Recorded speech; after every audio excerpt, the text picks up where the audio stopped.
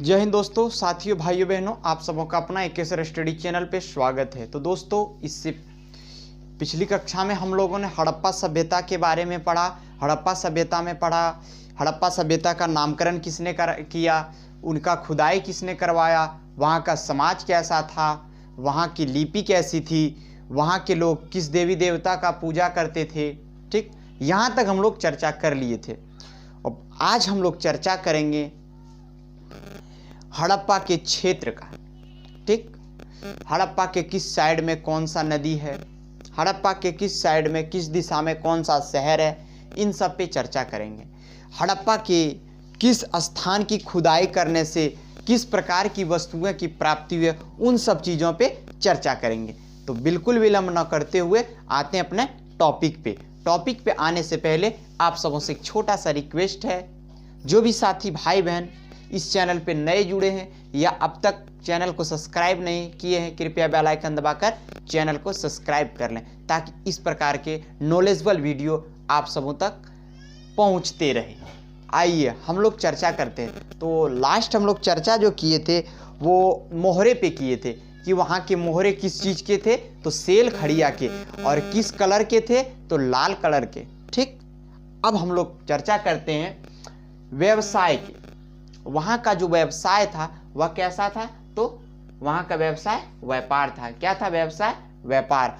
और अर्थव्यवस्था क्या थी? हड़प्पा सभ्यता की अर्थव्यवस्था कृषि। वहाँ के लोग कृषि पर निर्भर थे। जैसे हमारा भारत देश अभी एक कृषि प्रधान देश है, ठीक उसी प्रकार से हड़प्पा सभ्यता के लोग कृषि पे निर्भर करते थे। अब हम लोग चर्चा करते हैं हड़प्पा के पूरब, पश्चिम और उत्तर दक्षिण, इन चार दिशाओं में कौन कौन से शहर बसे हुए थे, और यह शहर जो बसे हुए थे तो वह किस नदी के किनारे बसे हुए थे। आइए हम लोग शुरुआत करते हैं किधर से? पूरब से। यहाँ से पूरब इधर लग रहा है, लेकिन पूरब इधर है। ठीक, पूरब किधर? हाँ ठीक है। तो पूरब में क्या है? आलमगीरपुर। क्या है पूरब में? आलमगीरपुर। पूरब में क्या है? आलमगीरपुर। किस नदी के किनारे? तो हिंडन नदी के किनारे। हड़प्पा सभ्यता के पूरब दिशा में कौन सा शहर है, तो वह आलमगीरपुर है। आलमगीरपुर किस नदी के किनारे? तो हिंडन नदी के किनारे। अब आते हैं हम लोग पश्चिम दिशा में। कहां पे आते हैं? पश्चिम। क्लियर दिख रहा है ना एकदम? कोई दिक्कत नहीं ना है? चलो ठीक है, पश्चिम दिशा में आते हैं। ठीक, तो पश्चिम दिशा में सूतकांगोडोर। पश्चिम दिशा में क्या है? सूतकांगोडोर। पश्चिम दिशा में कौन सा शहर है? सूतकांगोडोर। यह किस नदी के किनारे है? तो यह दशक नदी के किनारे है। किस नदी के किनारे है? दशक नदी के किनारे। किस नदी के किनारे? दशक नदी के किनारे। पूरब आलमगीरपुर, पश्चिम सूतकांगोडोर, किस नदी के किनारे? तो दशक नदी। अब हम लोग उत्तर में आते हैं। कहां पे आते हैं? उत्तर दिशा। उत्तर में मांडा स्थित है। क्या स्थित है?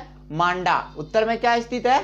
मांडा। और यह किस नदी के किनारे है? तो चिनाब नदी के किनारे है। किस नदी के किनारे? चिनाब नदी के किनारे। आते हैं हम लोग अब दक्षिण दिशा।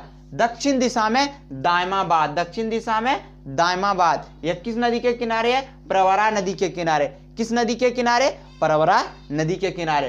पूरब में आलमगीरपुर, पश्चिम में सूतकांगोडोर, उत्तर में मांडा और दक्षिण में दायमाबाद। कोई दिक्कत नहीं? चलो अच्छा, हाँ ठीक है ठीक। तो यहां तक समझने में कोई दिक्कत है? हाँ ठीक। चलिए अब देखते हैं विश्व की पहली नगरीय सभ्यता। विश्व की पहली नगरीय सभ्यता कौन सी थी? तो वह सिंधु घाटी सभ्यता। विश्व की पहली नगरीय सभ्यता सिंधु घाटी सभ्यता। अब हम लोग देखते हैं अगला। ठीक, कि हड़प्पा में खुदाई किया तो वहां से क्या चीज प्राप्त हुए। मोहनजोदड़ो की खुदाई हुई तो वहां से क्या प्राप्त हुए। लोथल में खुदाई हुआ तो वहां से क्या प्राप्त हुआ। चलिए हम लोग आगे देखते हैं।